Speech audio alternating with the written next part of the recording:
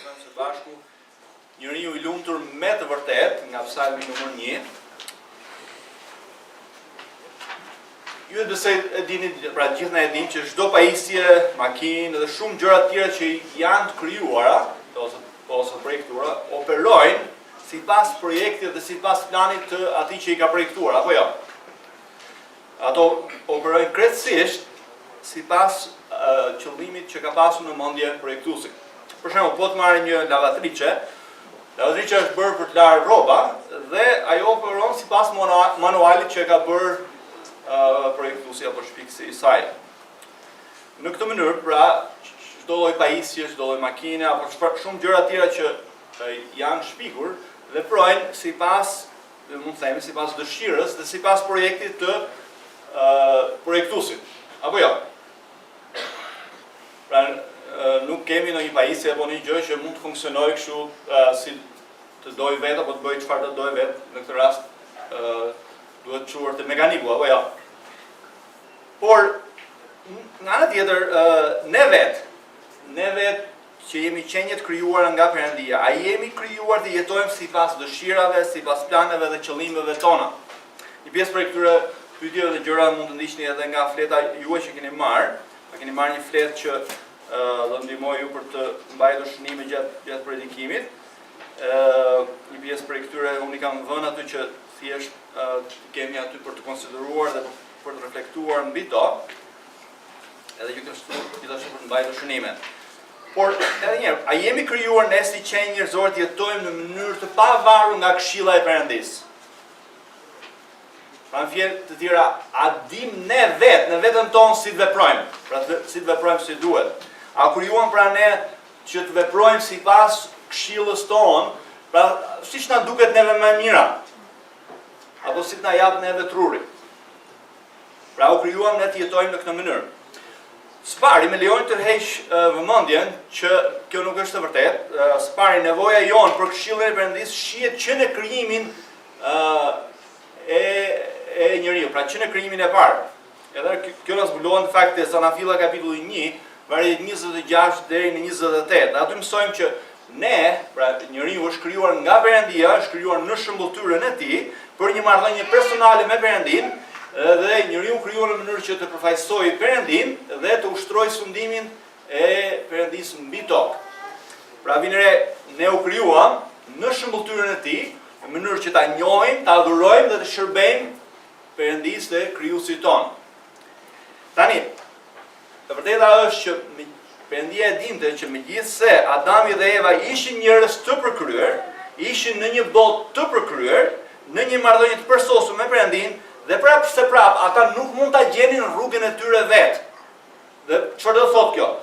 Ata nuk mund të jetonin në mënyrë të pavarur nga Perëndia apo nga çfarë do t'ju tregonte atyre Perëndia. Kështu që Perëndia krijoi njeriu të jetonte sipas dëshirave të Perëndisë dhe sipas qëllimeve për cilën Perëndia krijoi njeriu. Pra që në krijim, që në zanafillën e njeriu u krijuar që të mos jetonte I pavarur nga Perëndia, nga këshilla dhe nga çfarë ai do të mësonte atij. Dhe Adami dhe Eva pra kishin nevojë për 3 gjëra, ose ishin në fakt 3 gjëra që I dallonte ato nga krijesat e tjera. Pra janë 3 gjëra kryesore që na dallojnë neve si qenje njerëzore nga qenjet e tjera. Spari, Eva me Adamin ose ne u krijuam nga Perëndia që të merrnin zbulesë prej tij. Pra na duhet zbulesa e tij për të kuptuar gjërat, për të kuptuar jo vetëm Perëndin, por për të kuptuar botën, për të kuptuar veten dhe për të kuptuar gjithë realitetin tonë. Ne u krijuam që të ishim interpretues dhe u krijuam nga Perëndia që të ishim adhurues. Dhe ne të gjithë besoj jemi dakord në këtë gjë që ne të gjithë jemi interpretues, apo jo?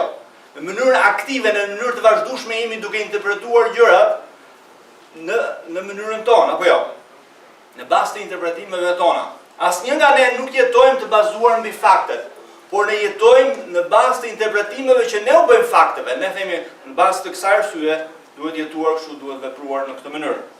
Kështu që të jesh njeri do thotë që ne kemi nevojë për të vërtetën që nuk e kemi ne vetë, por që vërteta që është jashtë nesh. A ne nuk kemi vërteta, ne kemi nevojë për të vërtetën që është jashtë nesh, që na është dhënë nga Perëndia. Dhe shembulli I parë konkret, pra që në fillim fare kur Perëndia krijoi Adamin dhe Evën, Ato nuk morën këshill nga njëri tjetri, por morën në mënyrë të drejtë për drejtë këshill nga Perëndia dhe ai u zbuloi, pra ky Perëndia ynë, këshilltari i mrekullueshëm, u zbuloi atyre kush ishin ata, pse ishin në kopësht dhe u shpjegoi gjithë ambientin e atyre rrotull. Pra ne kemi nevojë për një zbulesë të jashtme. Pra njeriu nuk është krijuar për të jetuar nga e vërteta që është në veten e tij, por nga e vërteta e zbuluar nga Perëndia. Kështu që ne çfarë do thotë kjo? Ne të gjithë e interpretojmë jetën. Ne të gjithë në mënyrë të vazhdueshme mbështetemi mbi një identitet të caktuar mbi cilën interpretojmë gjërat. Ne të gjithë flasim si njerëz të bazuar në një farë qëllimi, në një farë kuptimi mbi cilën ne e kuptojmë jetën. Apo jo? Ne në mënyrë të vazhdueshme po interpretojmë gjërat sipas mënyrës se ne i kuptojmë.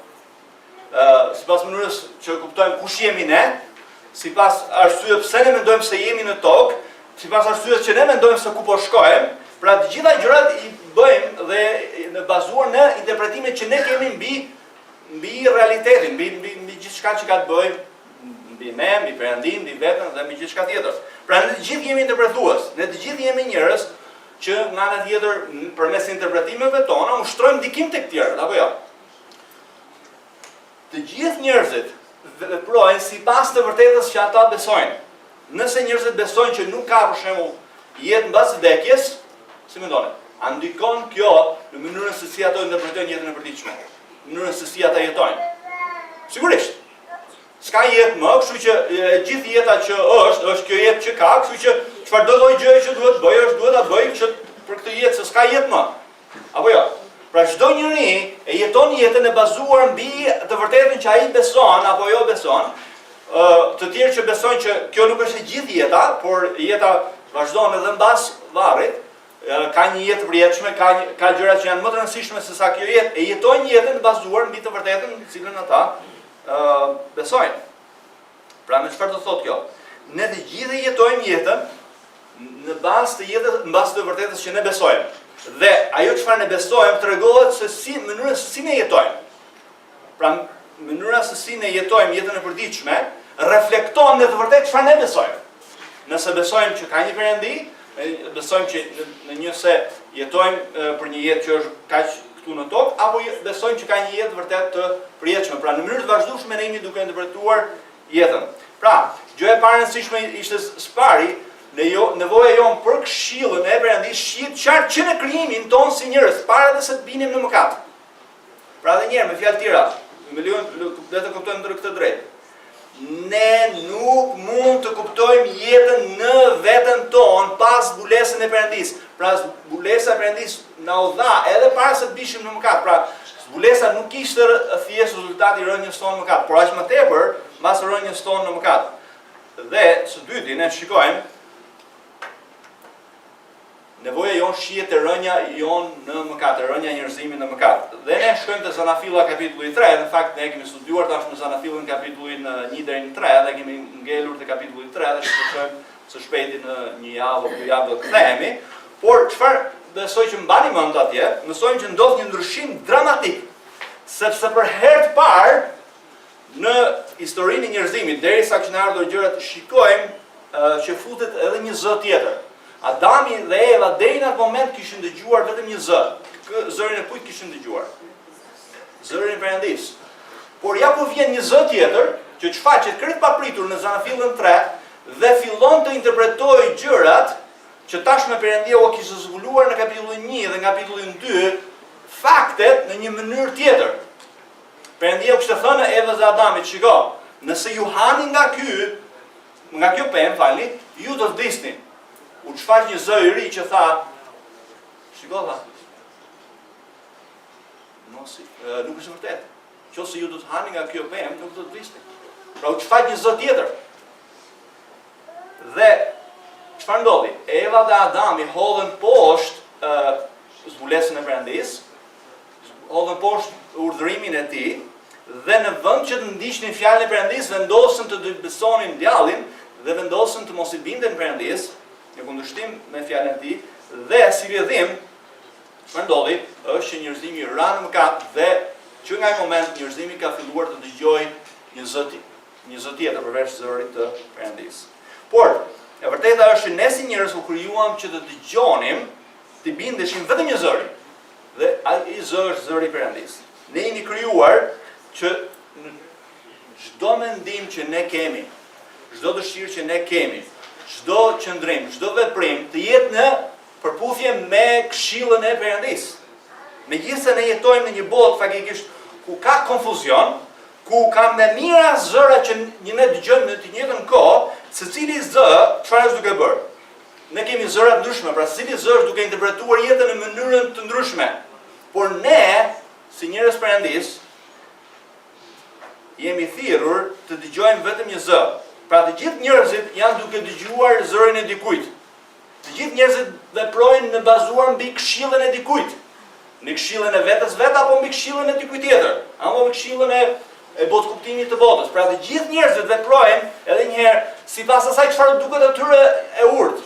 Kështu që shumë njerëz dëgjojnë mëngjes zërin e horoskopit. Disa dëgjojnë zërin e filxhanit kafes. Disa dëgjojnë zërin e miqve të tyre, disa dëgjojnë zërin e vetes tyre, çfarë duket atyre më e mirë. Por çështja është kë zë ne duhet të dëgjojmë. A duhet të dëgjojmë zërin e vetes tonë, zërin e botës, zërin e miqve tanë, apo zërin e këshillës së fjalës Perëndisë. Nëse ne jemi krijuar dhe rikrijuar nga Perëndia në Jezu Krishtin, pra si duhet jetojmë? Nëse ne flasim në çdo fund viti dhe fillim vitit të ri, flasim për bekime, pra flasim për urime që bën njëri tjetrit për plot bekime, e vërteta është se si mund të kemi një jetë të vërtet bekuar. A duam ne të vërtet që jeta jonë të jetë bekuar? A duam që jeta jonë vërtet të jetë lumtur? Kjo ka të bëj me kë zë ne do të dëgjojmë. Kështu që ju ftoj që për t'i dhënë kësaj përgjigje të shikojmë së bashku Psalmi numër 1 dhe le të lexojmë Psalmi numër 1 dhe të shikojmë njeriu i lumtur me të vërtetë. Le të lexojmë vargjet 1-6. Mund të hapni Biblën aty, faktikisht mirë që ta mbani Biblën të hapur te Psalmi 1. Por mund të ndjek nga ekrani tani, ose i bekuar është njeriu që nuk ecën sipas këshillës së të babesëve, që nuk ndalet në rrugën e mëkatarëve dhe nuk ulet bashkë me tallësit, por që gjen kënaqësinë e tij në ligjin e Zotit, dhe që mendon thellë ditë e natë mbi ligjin e tij. Ai do të jetë si një pemë mbjellë gjatë brigjeve të ujit, që jep frutin e tij në stinën e tij, të cilit gjethet nuk i fishken. Dhe gjithçka bën do të ketë mirësi.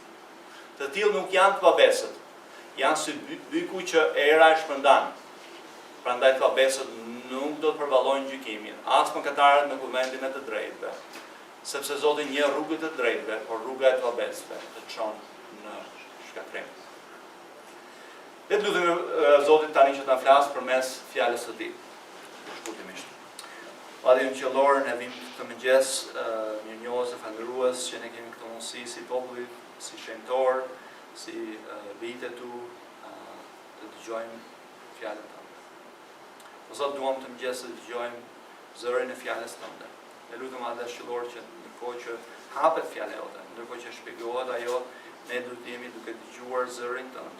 Lutem atë që fryma jote e shenjtë të hap mendjet e zemrat tona. Lutem që do të dëgjojmë me vërtet nga fjala jote, zërin tënd, duke na folur mendjet e zemrave tona, për ndryshuar jetën tona, për ne duam të njohim ty Perëndi.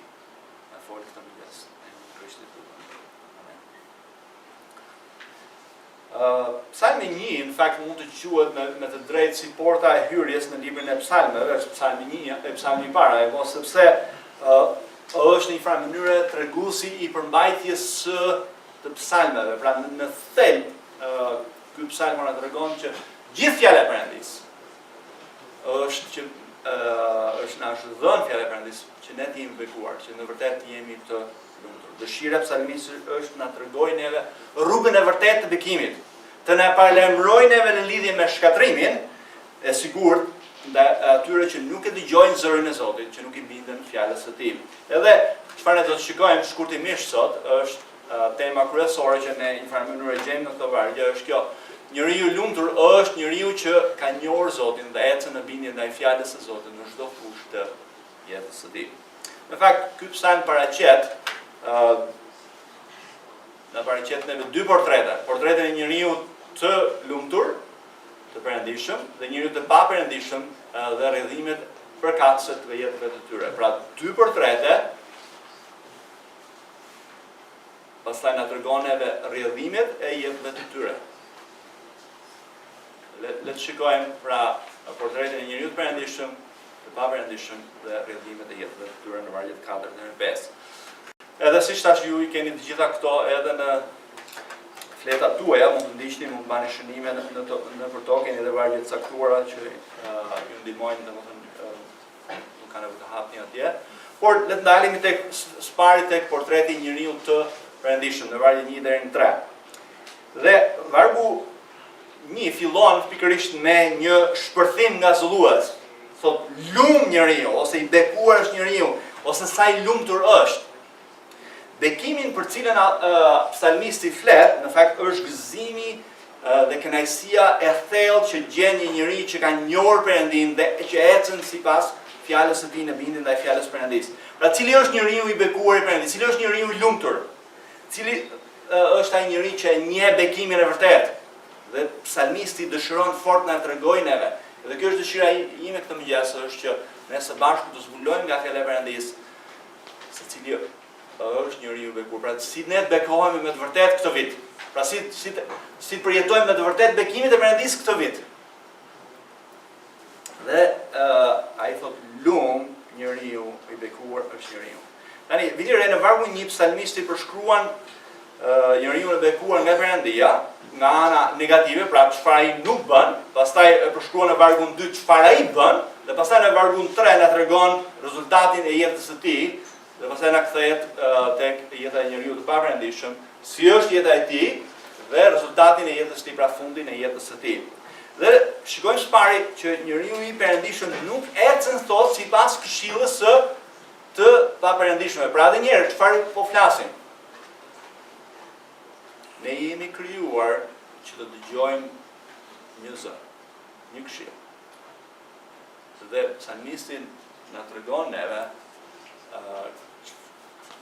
cili është njeriu I vërtetë I lumtur. Por tani vargjet 1 deri në 3, në fakt ato na zbulojnë neve çfarë nuk bën dhe çfarë bën njeriu I lumtur, njeriu I bekuar ose njeriu I perëndishëm, por nuk na tregon neve se si një njeri bëhet njeri I perëndishëm.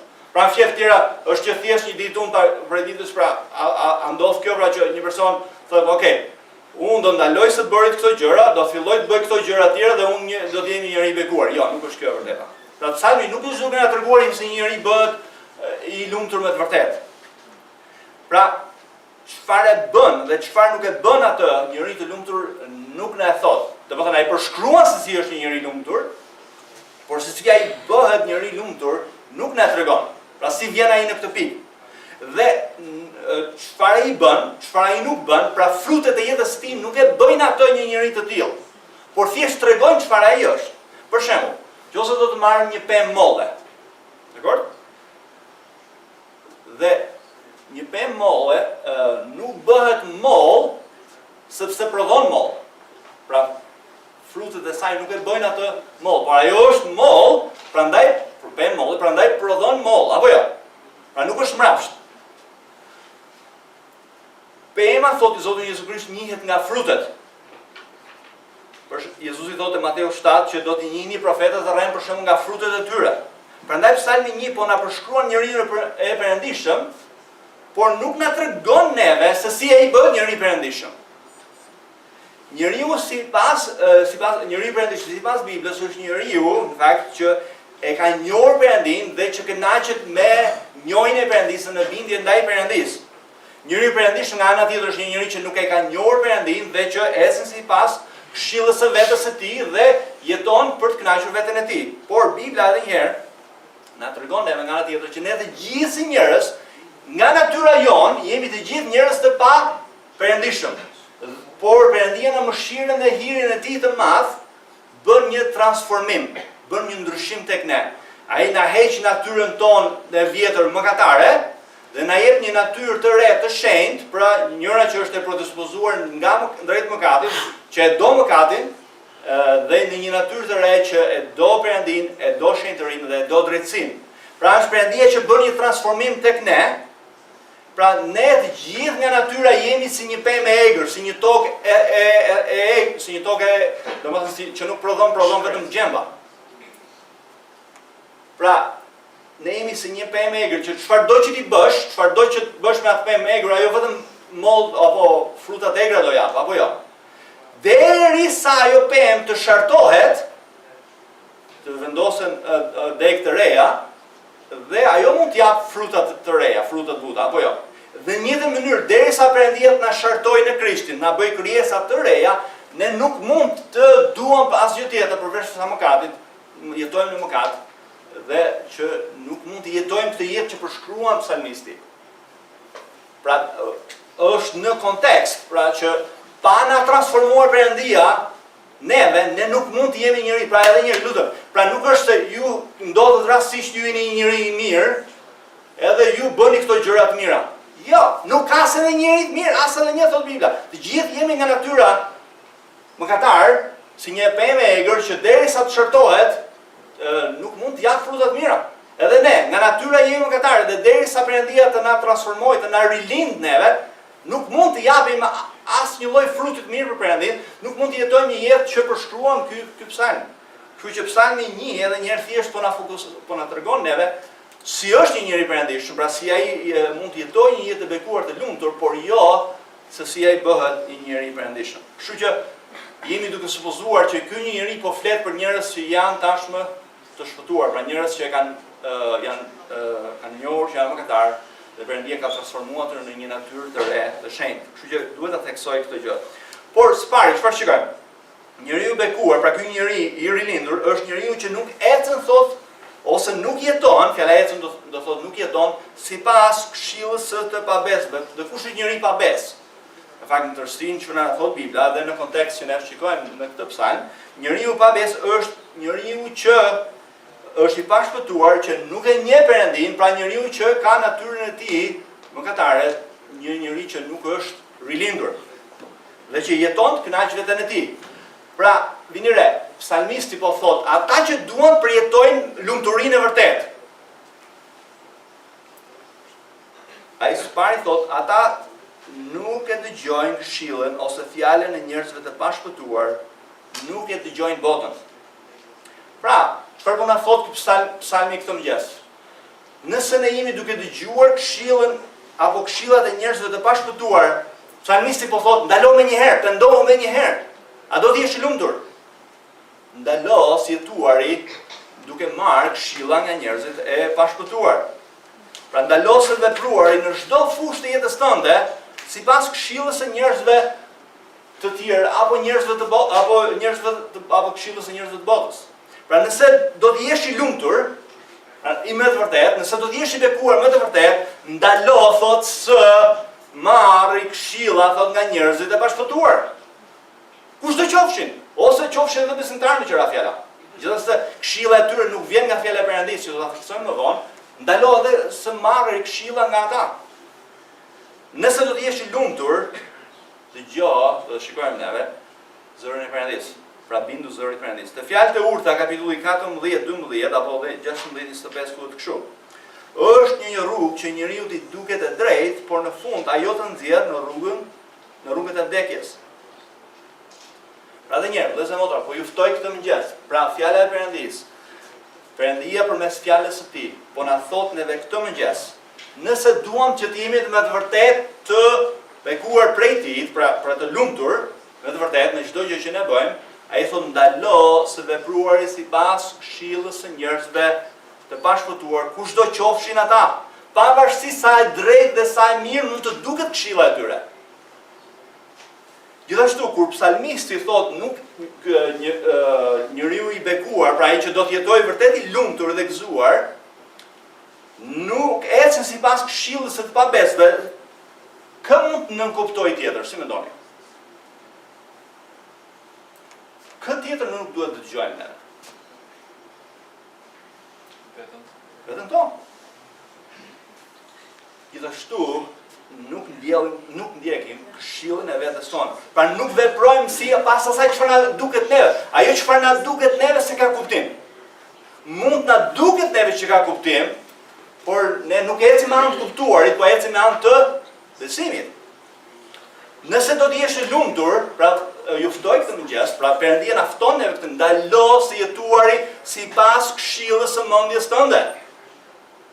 Ne nuk mund të ndjekim veten tonë. Mos udhëhiq pra nga këshilla as të tjerëve as të vetes tënde. Te Jeremia kapitulli 17, e keni këtë vargën në buletin atë pellën tuaj, 5-6 thotë kështu. Gjem një paralajmërim të fortë. Kështu thot Zoti, mallkuar qoftë njeriu që ka besim te njeriu dhe bën nga mishi krahun e tij dhe zemra e cilit largohet nga Zoti. Ai do të jetë thot si një bruk në shkretir, kur vjen e mira nuk ka për ta parë, do të banojë në vende të thata në shkretir, në një tokë të kripur pa banor. Pastaj keni edhe një paralajmërim të fortë te Fjalët e Urta kapitulli 3, vargjet 5 deri në 8. Ki besim tek Zoti thot me gjithë zemër, por thot çfarë mos bëj? Mos u mbështet thot në gjykimin tënd. Pranoje thot në të gjitha rrugët e tua, dhe ai do të drejtojë shtigjet e tua. Mos e mbaj veten të ditur në sytë e tu, ki besim nga Zoti dhe hiq dorë nga e keqja, kjo do të jetë shërim për nervat e tua dhe freskim për kockat e tua. Pra cili është problemi, thot të Fjalët e Urta, është që ne mbajmë veten të ditur, ne mendojmë se dim se si duhet veprojmë. Veprojmë sipas mënyrës tonë, siç na duket neve më mirë, po ai thot hiq dorë nga e keqja. Kjo do të jetë shërim për nervat e tua. Pra e keqja është ndjekja e këshillës tonë. Mos ki besim te gjykimi yt, as te këshilla që vjen prej teje, nëse do të jesh i lumtur. Prandaj, vëllezër dhe motra, ne të gjithë që kemi një marrëdhënie personale me Perëndin me anë të Jezu Krishtit, që ai na ka transformuar neve, nëse ne duam të jetojmë në bekimin e tij të vërtetë, në njohjen e kënaqësisë së vërtetë të Perëndisë, ne duhet ndalojmë së kujt? Të ndalojmë së jetuar sipas këshillës së të tjerëve, sipas këshillës së botës, sipas këshillës së vetes tonë, apo çfarë do lloj gjëje që na duket neve mirë. Pra mos dëgjoni as të tjerët, as veten tuaj. Pra duhet ta filtrojmë çdo gjë, do ta shikojmë më vonë përmes fjalës Perëndisë. Sigurisht që ne duhet të dëgjojmë. Ka nuk ka asnjë që mos dëgjojmë mirë. Por ideja është që mos zini bes as të tjerëve, as vetes tuaj. Çdo këshill që vjen nga njerëz të tjerë, apo nga vetja juaj, apo nga kushdo qoftë që nuk është nga fjala e Perëndisë, nuk është në përputhje me fjalën e Perëndisë, është gabim. Është mëkat. Nuk do të na bëjë neve të lumtur. Sado e lumtur mund të na duket neve ajo çfarë na propozohet. Pra ndalosë të besuarit dhe vepruar sipas këshillës së të tjerëve apo të vetes tuaj në mënyrë që të jesh i lumtur. Me të vërtetë. Pra kemi parë të parën, njeriu i perëndishëm nuk ecë sipas këshillës të pa-perëndishmëve. Së dyti, njeriu i perëndishëm eviton rrugën e mëkatarëve, që nuk ndalet thot në rrugën e mëkatarëve. Njeriu i perëndishëm thot nuk ka bashkësi dhe nuk gjen kënaqësi në rrugën e njerëzve që nuk e njohin Zotin. Njeriu i perëndishëm pra e eviton këtë rrugë. Eviton rrugën e atyre që nuk ecin sipas vullnetit të Perëndisë, siç zbulohet në fjalën e Perëndisë. Pra njeriu i perëndishëm eviton të gjithë njerëzit që e largojnë atë nga Perëndia, gjithë ato influenca, ndikime që e largojnë nga fjala e Perëndisë, që e çojnë atë në mëkat. Pra ideja nuk është që ne nuk mund të rrimë me njerëzit e tjerë, larg qoftë se ne nuk do bëhemi murgj apo jo. Apo nuk duhet të rrimë në manastire. Por ideja është këtu që ne nuk bëhemi pjesë e jetës tyre. Pra jo vetëm që nuk dëgjojmë këshillën e tyre, por as nuk marrim pjesë në rrugën e tyre, në veprimet e mënyrën se si bëjnë ata gjërat. Pra nëse duam të jemi të lumtur, pra nëse duam të jemi të gëzuar, të bekuar, mos ndiq rrugën, pra mos ndiq çfarë bëjnë tjerët. Bëj atë çfarë do shikojmë, thotë fjala e Perëndisë. Te Psalmi 119, vargu 63 psalmisti thotë kështu: Unë jam shok i gjithë atyre që kanë frikë prej teje dhe i atyre që respektojnë urdhërimet e tua. Edhe në Djatën e Re, apostulli Paul na paralajmëron neve. Mos u gënjeni, thotë, shoqëritë e këqija prishin zakonet e mira. Influenca e këshillës së të keqes është më e fortë se sa influenca e këshillës së mirë. Asnjëherë nuk ka ndodhur me qira fjala, nuk e di, mund ta provoni nëse ju nuk jeni bindur. Mund të provoni, por ju sugjeroj ta provoni. Merrni një sport me moll dhe merrni ca moll të kalta dhe vendosni një moll të mirë dhe shpresoni që mollt e kalta do bëhen moll të mira. Jo. Qoftë se vendos një moll të kalbur, brenda një sporti me gjithë moll të mira, do t'i bëj gjithë moll të kalta. Apo jo? Kështu që nëse duam të jetojmë një jetë e bekuar me të vërtetë, që të njohim bekimin e Zotit, jo vetëm që nuk ndjekim këshillën e njerëzve të pashpëtuar, por as nuk ndjekim shembullin e jetës së tyre. Drita nuk mund të ketë bashkësi me errësirën. Ne rrim me njerëz të bashkëputuar për çfarë qëllimi? Me qëllim që vetëm ata të njohin Perëndin, të njohin edhe të drejtojmë ata tek Perëndia, por jo të marrin pjesë në bashkësi me gjërat që ata bëjnë. Po, këtë mëngjes pyetja është për secilin prej nesh. Po ju, mendoni çfarë ndikimesh ka në jetën tuaj? Çfarë personash ka në jetën tuaj që ndikojnë tek jeta juaj? Ata mund të jenë edhe besimtarë, që mund të influencojnë juve për gabim. Këtu mund të përfshihen edhe televizori, mund të përfshihen edhe Facebooku, mund të përfshihen edhe mjetet e tjera sociale. Zoti thotë, hiq dorë nga çfarë do lloj jete që ju drejton larg këtij. Edhe keni një pasazh tjetër që flitet qartë, nuk kemi kohë të shkojmë tani për momentin, por te 2 Korintë kapitulli 6, 14 deri në 18, apostulli Paul thotë, duke cituar nga Fjala e Perëndisë, thotë, dilni nga mesi i tyre. Pra jo vetëm që nuk dëgjojmë këshillin e tyre, nuk ndjekim shembullin e tyre, dhe së treti, ne shikojmë dhe keni edhe në ekran në fletën tuaj, ne mësojmë që njeriu i perëndishëm, i bekuar, pra nuk ulet thot me tallësit. Tallësit të përqeshtit janë atë njerëz që tallen me ekzistencën e Perëndisë, tallen me rrugën e Perëndisë, tallen me ferrin, me paraqetën, tallen me Perëndinë e përjetshëm, tallen me rrugët e Fjalës së Zotit, pra tallen me Fjalën e Perëndisë, nëse e përmend tashmë. Këta janë njerëzit që ne jo vetëm që pra nuk dëgjojmë këshillën e tyre, nuk ndjekim këshillën, por as nuk ndalemi, pra të dëgjojmë këta njerëz. Ndikimi i tyre është i madh. Tani, para se të kalojmë tek vargu tjetër, shikoni pak progresin e jetës së mëkatit. Djalli nuk na bën neve një person që bie më një herë. Shikoni pak progresin. Pra nuk ndos shkatrimi më një herë. Shikoni pak progresin. Ecën, ndalet dhe ulet. Në fillim fare pra mund të jesh duke ecur, por pastaj mund të ndalesh dhe pastaj ndulesh bashkë me ta. Më kupton? Pra shikoni progresin. Pastaj kemi të pa-perëndishëm, mëkatar dhe përqeshës.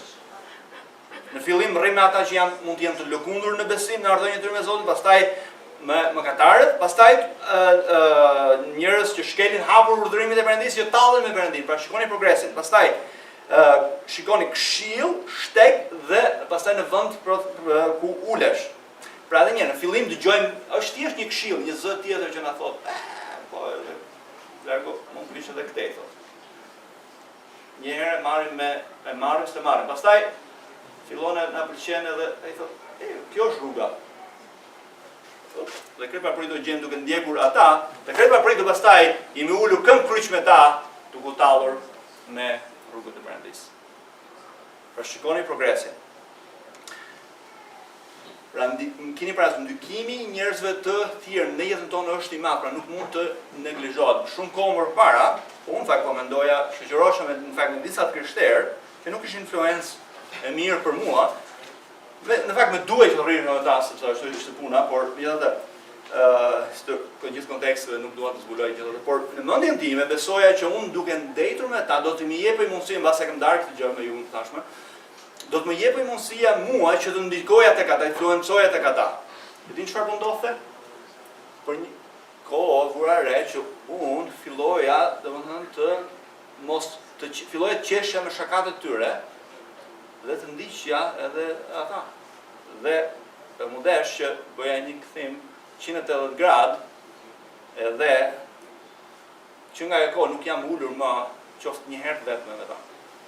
Gjithse janë të krishterë. Ka një herë duhet vërtet një që radikale për të shuar rrugët. Prandaj vini re dy gjëra kryesore. Pra ruani mendjen, ruani zemrën tuaj, ruani pra kush janë shokët dhe shoqet tuaja. Kjo do thotë që edhe çfarë ju lexoni, çfarë shikoni. Dhe një autor i njohur i krishterë, Howard Hendricks, ka thënë dy gjëra. Ka thënë, dy faktorë që do të ndikojnë më së shumti te ju, ku do të jeni pas 10 vjetësh, janë librat që ju lexoni dhe miqt që keni. Çfarë lexoni dhe çfarë miq keni ndikojnë se ku do të jeni ju mbas 10 vjetësh. Tani vim tek vargu 2. Vargu 2 na tregon neve njeriu e perëndishëm thotë gjen kënaqësinë te fjala e Perëndisë, pra nuk gjon këshillën e pabezëve, nuk ndjek rrugën e tyre, nuk ulet bashkë me tallësit, por njeriu i perëndishëm thotë gjen kënaqësinë te fjala e Perëndisë dhe mendon thellë, se nuk e kam, por e keni në fletën tuaj. Tani mund shpenzojmë shumë kohë në vargun 2, por do ndalemi shkurtimisht. Vini re, bekimi i vërtet gjendet tek marrëdhënia jonë me Perëndin dhe bindja ndaj fjalës Perëndisë, por janë disa hapa. Shikoni ç'i thotë. Gjen kënaqësinë e tij në ligjin e Zotit dhe mendon thotë bite natë mbi ligjin e tij. Ligji i Perëndisë nuk janë vetëm 10 urdhërimet me qira fjala, por ligji i Zotit në këtë kohë, për cilën flet psalmisti, janë 5 librat e Biblës. Dhe shikoni pak, ai ka vetëm 5 libra. Sa libra kemi ne? 66. Ai ishte i kënaqur vetëm me 5. Imagjino se sa shumë që kemi ne. Dhe që Zoti na ka zbuluar shumë dhe çfarë kënaqësie e madhe që ne kemi gjithë këtë zbulesë që na ka dhënë Perëndia. Por shikoni në vargun 2, përshkruan se çfarë ai bën dhe rezultatin e asaj çfarë ai bën. Dhe çfarë do të thotë që gjesh kënaqësinë te fjala e Perëndisë? Fjala kënaqësi, në fakt, që është përdorur në këtë varg, është përdorur në kënaqësinë që gjen një burr në një marrëdhënie me një grua. Zanafilla 34:19, Ester 2:14. Çfarë na tregon kjo në fakt? Kur një djalë i ri apo një vajzë e re, për shembull djali pëlqen vajzën apo ana sjelltas, ai për shkak se e do këtë vajzë apo vajza e do djalin, i rregullojnë prioritetet dhe gjejnë kohën për të takuar, për të folur, për gjithë rradha, apo jo? Ne si njerëz gjithmonë bëjmë atë çfarë ne duam, çfarë ne na pëlqen, apo jo? Kur dëgjon dikë që thotë që nuk ka kohë, për shembull nuk ka kohë të lexojë Biblën, në pjesën më të madhe të rasteve çfarë janë duke thënë, atyre nuk u pëlqen Bibla. Nuk u intereson Bibla. Sepse ne gjithmonë gjejmë kohë për atë që na pëlqen, atë çfarë ne duam, me të vërtetë. Pra, psalmisti thotë nuk është se lexon, bekimi i vërtet është për ata njerëz që gjejnë kënaqësinë te fjala e Perëndisë. Asgjë nuk i pengon pra në kohën e tij për të kaluar kohë me fjalën e Perëndisë. Pyetja është po ne, a gjejmë kënaqësi tek fjala e Perëndisë? A gjejmë kohë për të kaluar me fjalën e Perëndisë? A është kthyer leximi i Biblës në një detyrë? A është leximi i Biblës një detyrë fetare? Po, lexova Biblën, jam shumë i kënaqur, po më ndjem mirë sot, kam lexuar Biblën. Por në fakt nuk kemi marrë asnjë gjë prej saj. Tani, pse? Si mund të ndodhë, cila është arsyeja pse ne mund të mos gjejmë kënaqësinë te fjala e Perëndisë? Mendoni pak bashkë me mua. Nëse neve na pëlqen këshilla e njerëzve të pashpëtuar, këshilla e njerëzve të tjerë. Pra në fjalë të tjera, nëse ne jemi duke ndjekur këshillën e njerëzve të tjerë, pra jeta jonë është duke jetuar sipas këshillës së njerëzve të tjerë, nëse ne jemi duke ndjekur rrugën, duke jemi jetuar si njerëzit e botës, nëse jemi ulur bashkë me tallësit, si mendoni? A do të gjejmë kënaqësi te fjala e Perëndisë? Jo.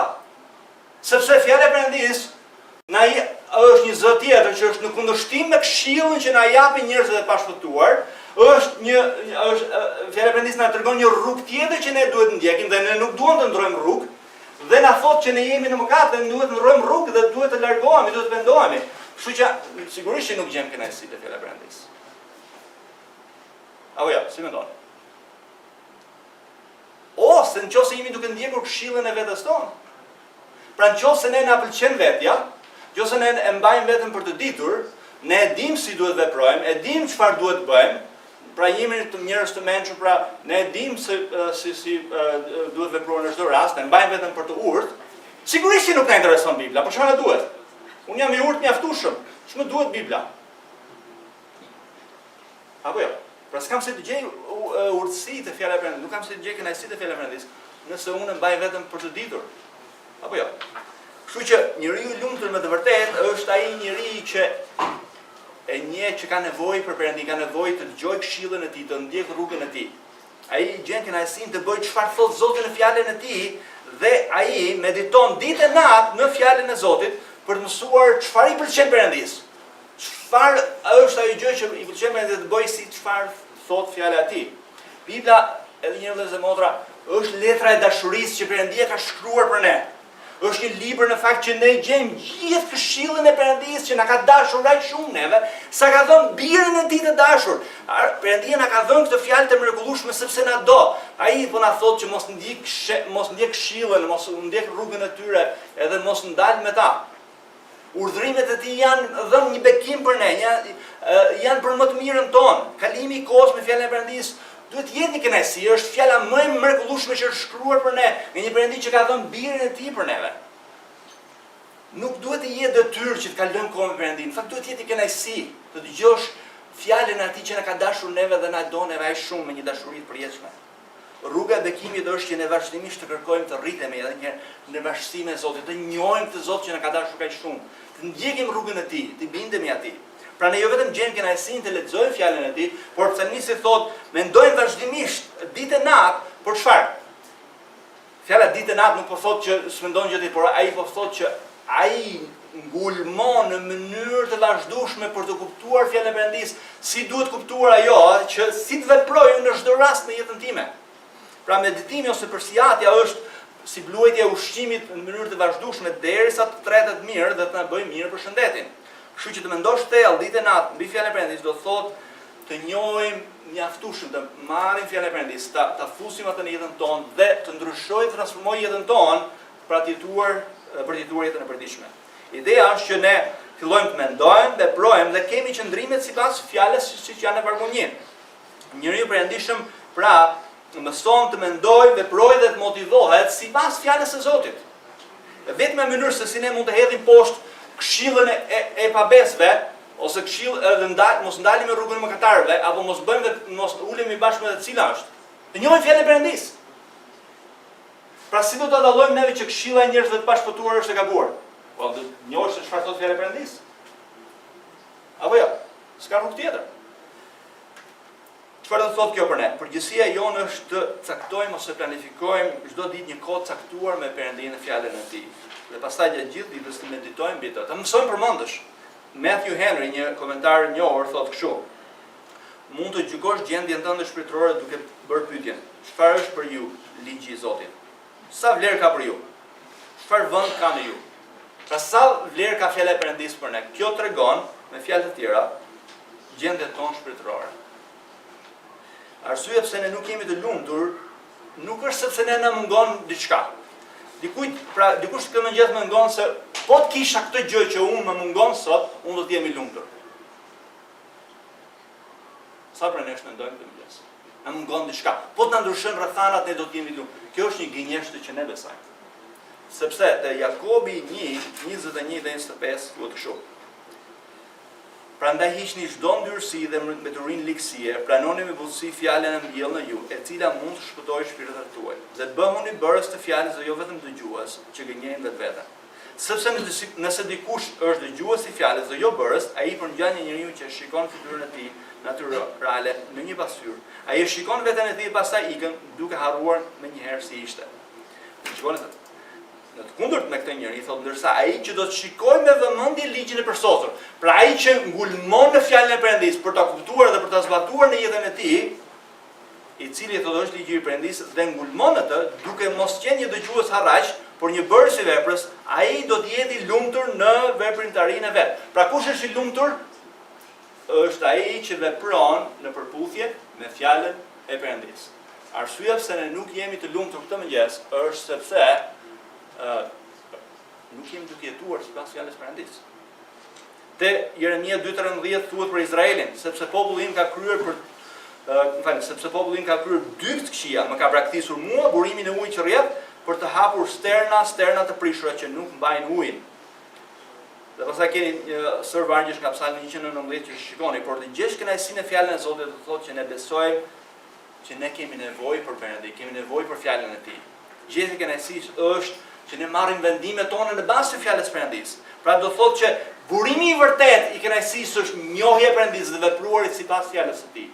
Pra, por jo duke kërkuar këto cisternat e ujit që janë të qelta. Dhe shikojmë në vargun 3, tani rezultati e jetës së njeriu të perëndishëm. Shikojmë në vargun 3. Pra kemi parë si ai është, si ai vepron, edhe tani shikojmë rezultatin. Në vargun 3 thotë ai do të jetë si një pemë mbjell gjatë brigjeve të ujit, që i jep frutin e tij në stinën e tij, dhe cilët gjethet nuk i fishken, dhe gjithçka që bën do të ketë mbarësi.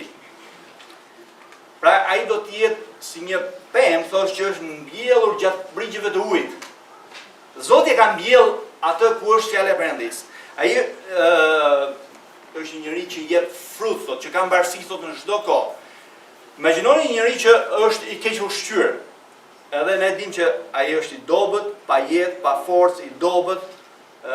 Po në një mënyrë është një njeri që nuk ushqehet nga fjala e Perëndisë, sepse Bibla thotë njeriu nuk jeton vetëm me bukë, por nga çdo fjalë që del nga goja e Perëndisë. Dhe kur ai flet këtu për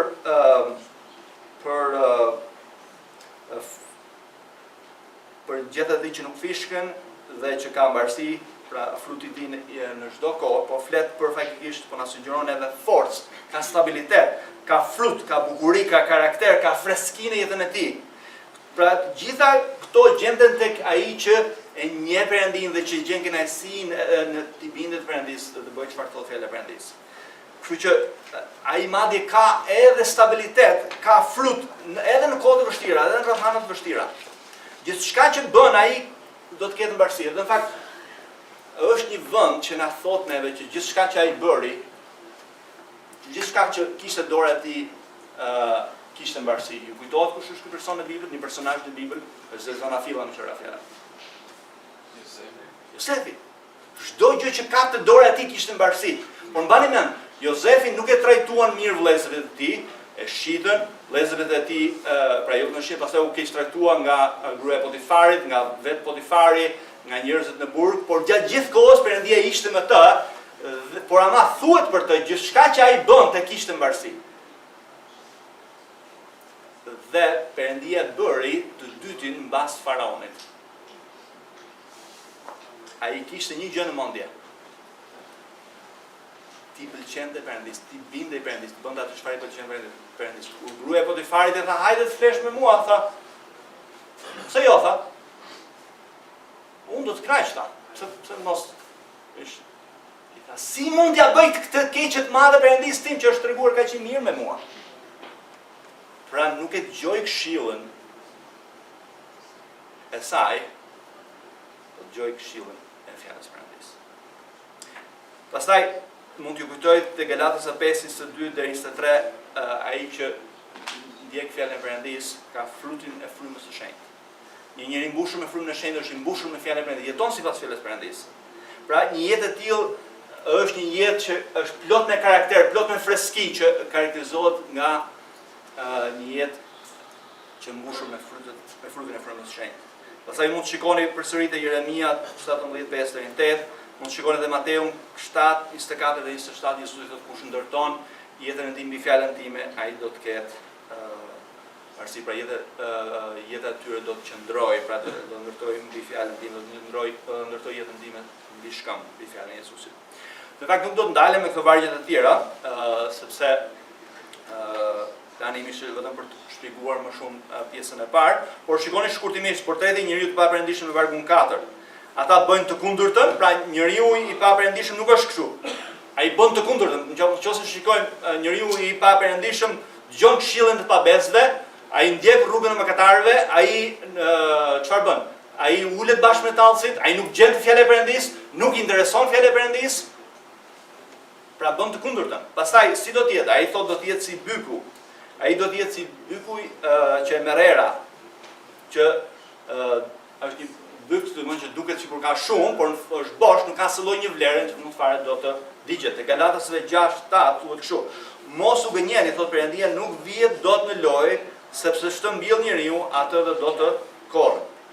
Pastaj në vargun 5-6 shkurtimisht ne shikojmë që cilët janë rrjedhimet e jetës së perëndishme dhe jetës pa-perëndishme. Në vargun 5 mësojmë që njeriu i pa-perëndishëm do të dështojë, dhe pastaj në vargun 6 mësojmë që Perëndia njeh rrugën e njerëzve të drejtë, dhe në vargun 6 gjithashtu mësojmë që fundi i njerëzve që ndjekin këshillën e tyre, që jetojnë për veten e tyre, që kanë refuzuar zërin e Perëndisë, do të jetë shkatrimi.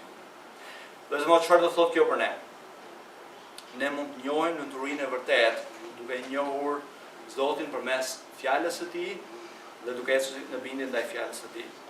A ka një fushë në jetën tonë që ne duhet të ndohemi këtë mëngjes? Që nuk po jetojmë sipas fjalës së Perëndisë. A ka një fushë që ne nuk po ndjekim këshillën e fjalës së Perëndisë, po këshillën e të tjerëve, këshillën e vetes tonë, apo këshillën e botës?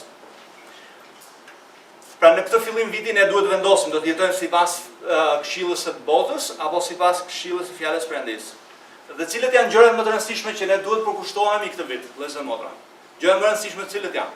Është marrëdhënia jonë me Perëndin, është rritja jonë shpirtërore, është marrëdhënia jonë me Kishën, pra këto janë gjërat e përjetshme. Janë shpirtrat e njerëzve të pashpëtuar që ne duhet investojmë.